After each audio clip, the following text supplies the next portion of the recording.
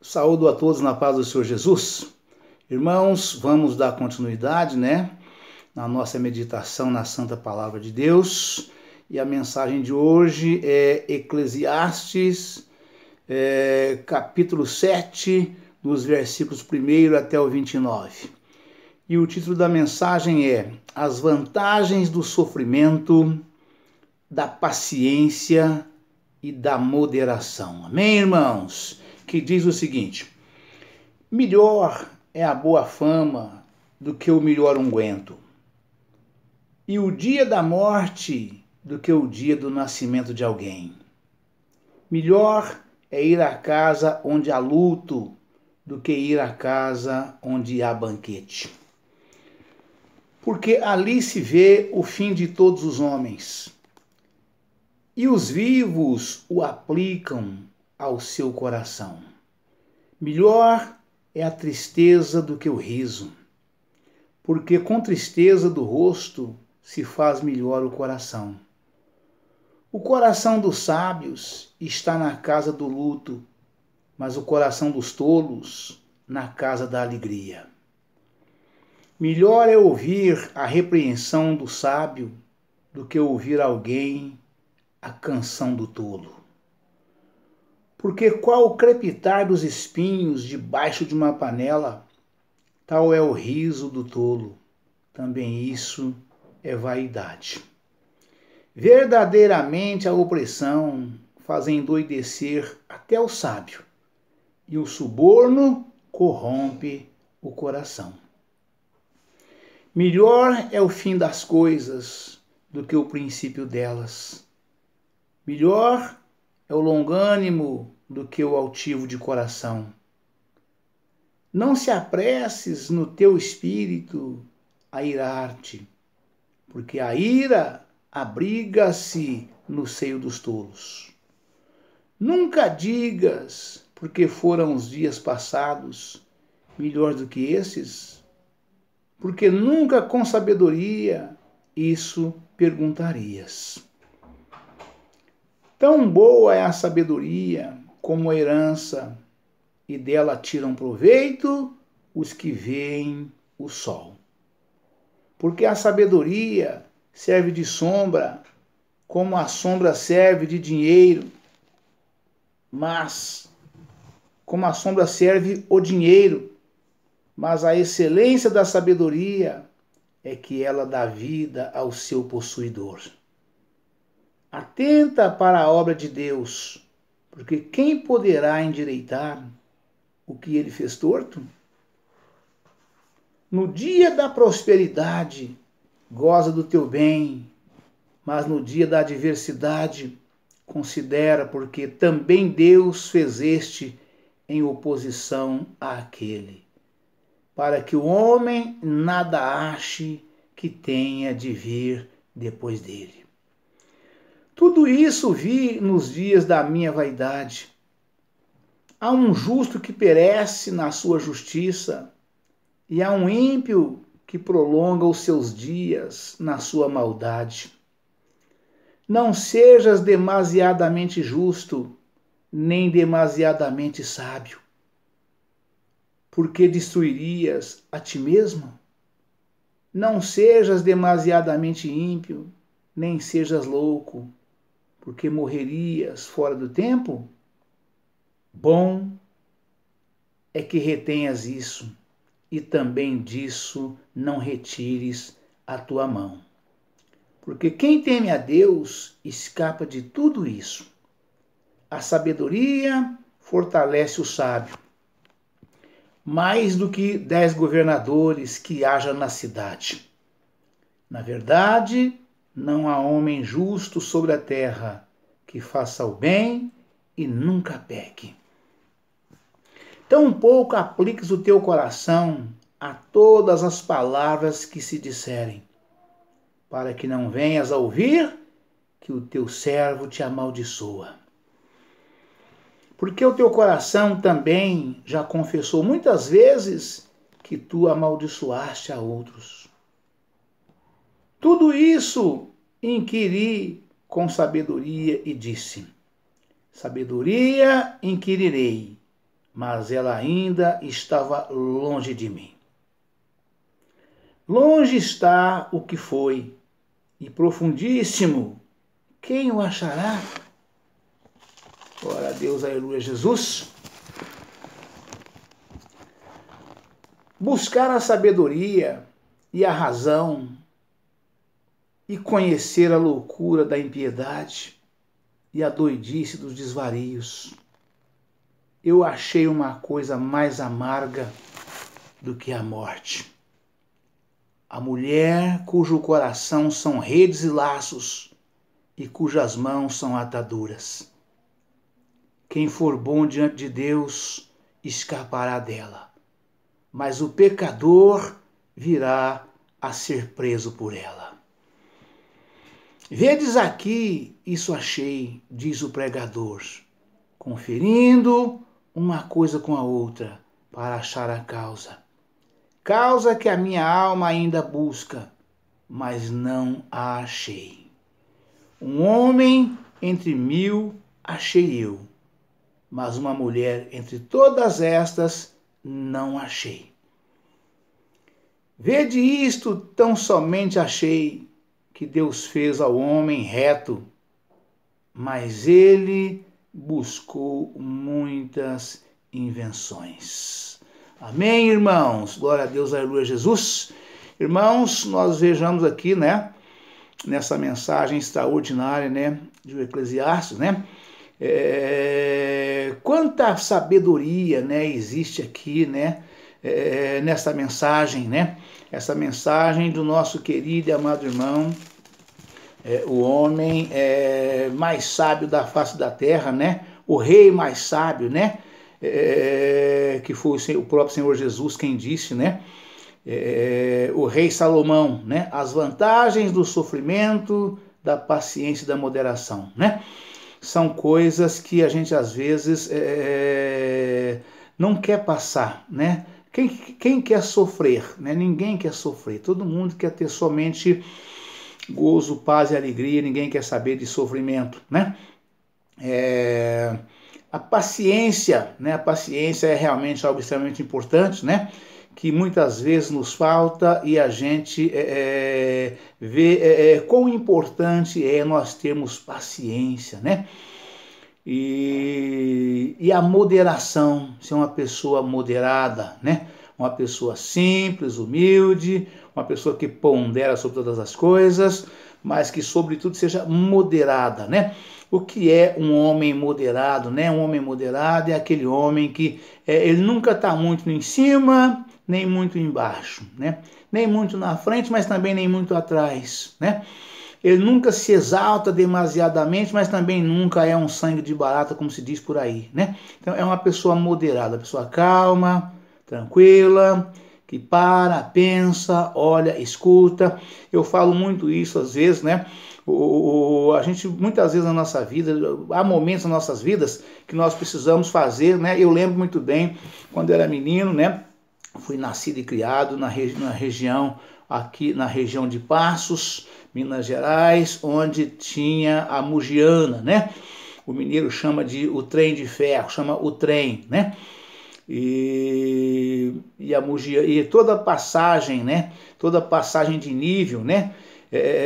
Onde há um cruzamento de uma ferrovia, né, com uma rodovia, com uma pista, né, ali tem as placas em formato de X, né, deitadas e com as seguintes inscrições, né, pare, olhe e escute, né. Então eu falo muito isso, o homem a todo tempo, em todo momento e em todo lugar, né? Sempre que haja uma questão a resolver, né? Quando há uma dúvida, né?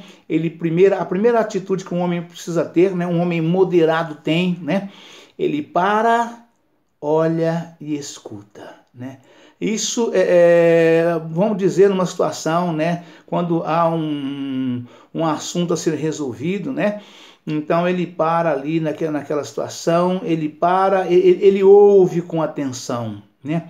Ele ouve com atenção aquilo que está sendo pronunciado, né? Naquela resolução, né? Quando há uma resolução, né? O homem sábio moderado, ele para, olha e escuta, né? Ele analisa, ele ouve integralmente, né? O que o outro tem a dizer, né? Aquele mensageiro, ou seu adversário, ou até mesmo seu inimigo, seu amigo, ele para, olha e escuta. Então, ele ouve com atenção, né? Ele ouve com atenção, analisa com toda a moderação, para depois ter uma palavra sábia, uma palavra ali que define bem a resposta dele, define bem aquilo que foi feito através da petição daquela resolução, né? Então, de modo que esse Eclesiastes 7, né, essa carta extraordinária, magnífica de Salomão, né, esse capítulo, né, o capítulo 7 da carta de Eclesiastes, né, ela nos traz assim uma luz muito grande para todas as coisas, né? Então nós precisamos, todo homem na vida precisa ler essa carta de Salomão, esse capítulo 7 da carta de Salomão, da carta de Eclesiastes, né? De composição de Salomão, né? Para que o homem possa ler, né? Meditar e entender, né, de quão profundo é tudo isso que está escrito aqui nessa carta de Eclesiastes, né, principalmente aqui no capítulo 7. Né? É uma carta que nós não temos condição de resolver, de resumir tudo que ela nos traz, né, a luz que ela nos traz, né, apenas num vídeo. Né? Eu não sei quantos vídeos eu farei meditando nesta carta com os irmãos, porque a riqueza é muito grande, né? Feliz daquele que vê e ouve e entenda o que está escrito nesse capítulo de número 7 da carta de Eclesiastes de Salomão, né? Glória a Deus, aleluia, Jesus. Então vamos hoje fazer um vídeo normal, no tamanho que for possível, e vamos estar ainda nos próximos dias esmiuçando com os irmãos tudo, tanto quanto tem no conteúdo dessa mensagem, porque nós precisamos entender, né? Nós temos que a meditação com os irmãos, tem que haver um perfeito entendimento para proveito de todos nós. Glória a Deus, aleluia. As vantagens do sofrimento, né? Dá um nó na cabeça de qualquer um, né? As vantagens do sofrimento. Aí a pessoa pergunta, mas existe alguma vantagem em sofrimento? Que proveito tira o homem do sofrimento? Se sofrer é tão ruim, se sofrer só faz mal para a gente, para a cabeça, para o coração, para a nossa mente, para tudo, né? Mas aqui está a explicação, as vantagens do sofrimento, da paciência e da moderação, né? Na verdade, são três petições, né? Que aqui essa carta nos dá a explicação da vantagem de ter essas coisas todas, né? Melhor é a boa fama do que o melhor unguento, né? Então, de modo que, por que, irmãos, melhor é a boa fama, né? A boa fama da qual Salomão explana aqui nessa mensagem, né, é mais ou menos parecido hoje, né, com uma pessoa desempregada, né, seja ele homem ou mulher que está desempregado, né, e ele necessita com a maior urgência de um emprego, né. É claro que todo homem, toda mulher almeja e busca sempre o melhor emprego possível, né? Mas melhor do que um bom emprego, é o emprego possível, é estar empregado, né? Um pai de família, eu falo muito isso, né? Existem 3 situações que deixam o homem na maior demência da sua vida, né? Eu falo que são 3 coisas que realmente arrebentam com a vida de um homem, com a reputação de um homem, né? A primeira e maior delas, né? A primeira e maior delas é a enfermidade. Um homem, um pai de família, né? Um pai de família enfermo numa cama, né? Impossibilitado de trabalhar, ele é o pior estado que um homem pode se achar, Um homem doente, acamado, que precisa trabalhar, ele ainda não está aposentado, ele ainda é novo, tem esposa, tem filhos, tem uma casa para cuidar, ele precisa prover todos os recursos para aquela casa, mas ele não tem saúde para trabalhar. Não existe um estado mais humilhante para um homem do que este, né? Estar enfermo, né? E o segundo, pior, tanto igual este, é estar desempregado, né? O homem tem esposa, tem filhos, né? Ou ele paga aluguel, ou ele tem prestação de casa para pagar, as demais despesas gerais, né?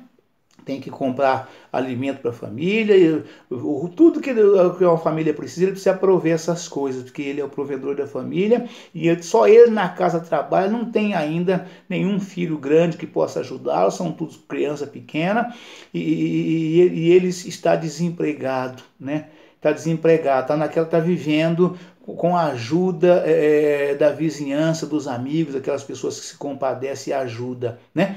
Então, este é o segundo pior estado, né, que eu vejo na vida de um homem, né? E aqui Salomão fala as vantagens do sofrimento, né? Da paciência e da moderação, né? Melhor é a boa fama do que o melhor unguento, né? Ou seja, então se o homem está nessa situação, né, tanto de enfermidade como de desemprego, né, desempregado, sem emprego, né, se ele é uma pessoa boa, ele é uma pessoa de bem, de boa reputação, então corre dele uma boa fama, né? Qualquer pessoa que tomar conhecimento da situação dele se compadece, porque conhece e sabe que ele só está naquela situação porque foi uma casualidade que aconteceu na vida dele, né? Ninguém sabe se foi, por que razão ele está naquela situação, né? Por que ele ficou doente, por que ele está enfermo, pode acontecer com qualquer um, ou porque ele está desempregado, pode acontecer com qualquer um, né? Então, de modo que, mas se ele é uma pessoa boa, que quando estava com saúde, quando estava trabalhando, né? Ele comprava e pagava. Ele, quando trabalhava, ele dava o sangue em prol da sua empresa, do seu patrão. Então, corre dele uma boa fama, né? Trabalhador, honesto, honrado, bom pagador, compra mais paga. Então, corre dele esta boa fama. Tem boa amizade com todos, se dá bem com todos, não tem inimizade com ninguém, né? Então, isto é boa fama, né? E isto corre, irmãos. Isso corre. Tem até um ditado que as pessoas falam, né? Que a notícia boa corre, a notícia ruim voa, né? Mas então basta correr a boa fama, né? Para que o homem seja socorrido nas suas necessidades, naquilo que provém do homem, né? Então aqui está a vantagem da boa fama que Salomão diz. Melhor é a boa fama do que o unguento, né? O unguento, todo mundo sabe que são aquelas pastas, né? É como aquela pasta que quando Ezequias ficou doente, né? Que Deus mandou mandou Isaías, né? E ele na casa do rei Ezequias e falar para ele, né? Ezequias estava cometido uma enfermidade grave, né? Pelo que tudo indica, a enfermidade dele era um câncer na perna. Pelo que tudo indica a palavra de Deus, Ezequias estava cometido de câncer na perna, né? As pessoas pensam que o câncer é uma doença nova que começou na década de 70 para cá, né? Mas o rei Ezequias, há 2000 anos atrás, ele estava acamado, estava doente, né? Para morrer, né? E Deus mandou Isaías na casa do rei Ezequias, falou, vai e diz para Ezequias colocar a casa dele em ordem, né? Porque ele morrerá e não viverá. Deus mandou Isaías, vai e diz para o rei Ezequias colocar a casa dele em ordem, né? Porque ele morrerá e não viverá. Ele estava acamado, né? E Isaías foi e entrou no palácio, né? Isaías era o profeta de Israel na época. E ele entrou no palácio e chegou e foi visitar o rei Ezequias e levar para o rei Ezequias a mensagem de Deus, né? Ele era o mensageiro de Deus na época do povo de Israel, né? E nessa missão para o rei Ezequias, né? E ele chegou, entrou no palácio do rei, foi levado ao quarto do rei Ezequias e disse, né? O Senhor mandou te dizer que é para você colocar a tua casa em ordem, porque você morrerá e não viverá. Ou seja, essa enfermidade que você está acometido é para a morte e não para a vida, né? E a palavra de Deus afirma que o rei Ezequias, naquele momento, né, ele recebeu a mensagem de Deus através do profeta, o profeta passou a mensagem, virou as costas e foi embora, né? E aí a palavra fala que o rei Ezequias virou para o canto, né, para o canto da parede e chorou, falou com Deus assim: ó Senhor, lembra-te de como eu andei com retidão na tua presença, né? Lembra-te, compadece de mim. E virou para o canto e chorou amargamente, né? Porque sabia que morreria, né? Não levantaria mais daquela cama para viver, né? E morreria, né? E a palavra fala que o rei Ezequias, né, com essa mensagem diretamente no coração de Deus, Deus se compadeceu dele naquele momento. E o profeta Isaías estava ainda no pátio do palácio. Deus falou para Isaías: volta lá e diz para o rei Ezequias que eu acrescentarei na vida dele mais 15 anos. Ele morrerá e não viverá. Ele estava ainda no pátio do palácio, né? Imediatamente o profeta voltou e falou para o rei Ezequias, né? Deus mandou te falar que ouviu a tua oração, né? E tu não morrerás, mas viverás, né? Aí o rei Ezequias perguntou para o profeta: como é que eu posso saber, né, que eu vou viver, que eu não vou morrerá, né? O rei Ezequias falou para o profeta Isaías falou para ele: faça uma pasta de figo e coloque na tua perna. Então isso tudo indica que ele tinha um câncer na perna, uma ferida mortal na perna dele, por causa ele estava cometido daquela ferida para que ele morresse, né? E Deus falou para ele: vai e diz para o rei Ezequias que eu mandei falar, que eu ouvi a oração dele, né? E ele não morrerá e ele viverá, que eu acrescentarei na vida dele mais 15 anos, né? E o profeta imediatamente voltou, passou a mensagem novamente, do pátio do palácio voltou e passou para o rei Ezequias, e ele perguntou: como é que eu posso saber que eu viverei e não morrerei, né? Aí o profeta disse para ele: faça uma pasta de figo, coloque sobre a sua perna e sobre essa ferida na sua perna, e dentro de 3 dias tu levantarás da cama e vai ao templo oferecer o sacrifício a Deus.